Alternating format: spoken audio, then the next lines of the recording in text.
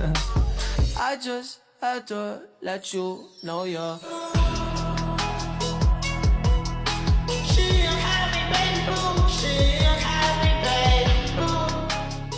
Assalamualaikum warahmatullahi wabarakatuh. Perkenalkan, nama saya Caca Sisilia Singgi. Saya dari kelas 10 KR, nomor absen 10.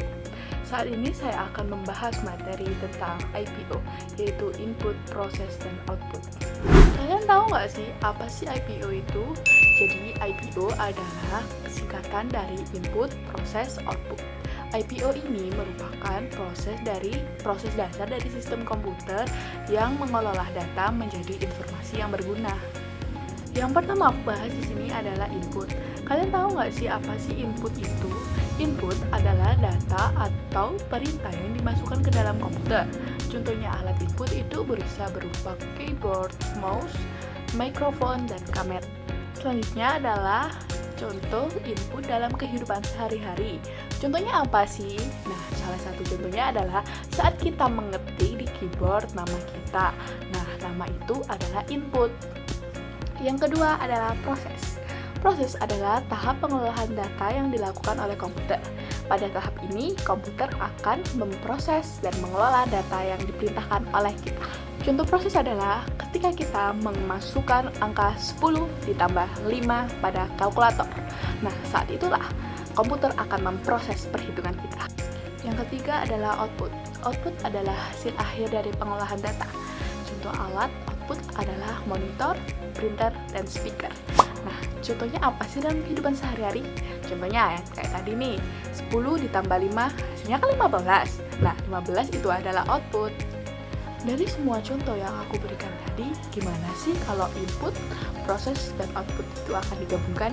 Jadi, contohnya adalah mesin ATM.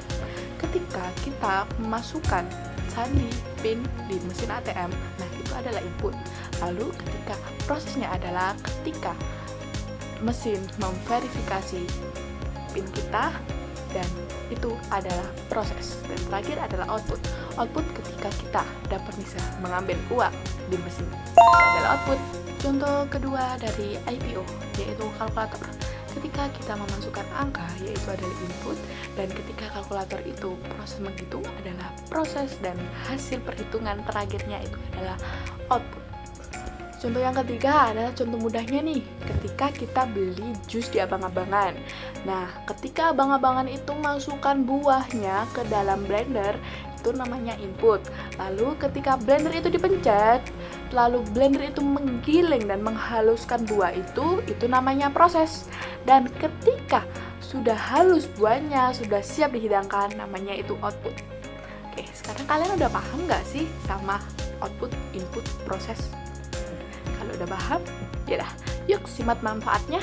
Jadi, apa sih manfaat IPO? Manfaat IPO ada 3, yaitu pertama, memudahkan memahami cara kerja komputer. Yang kedua, membantu menyelesaikan masalah secara struktur. Yang ketiga, menjadi dasar dalam pembuatan program komputer. Jadi, kesimpulan yang diperoleh dari video ini adalah IPO terdiri dari 3 bagian, yaitu input, proses, dan output.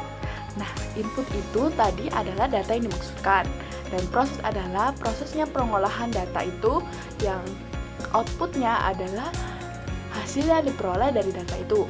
Jadi konsep IPO ini banyak digunakan dalam kehidupan sehari-hari bukan? Dan menjadi dasar cara kerja komputer. Sekian penjelasan dari saya tentang IPO. Terima kasih atas perhatiannya. Mohon maaf jika saya ada salah kata.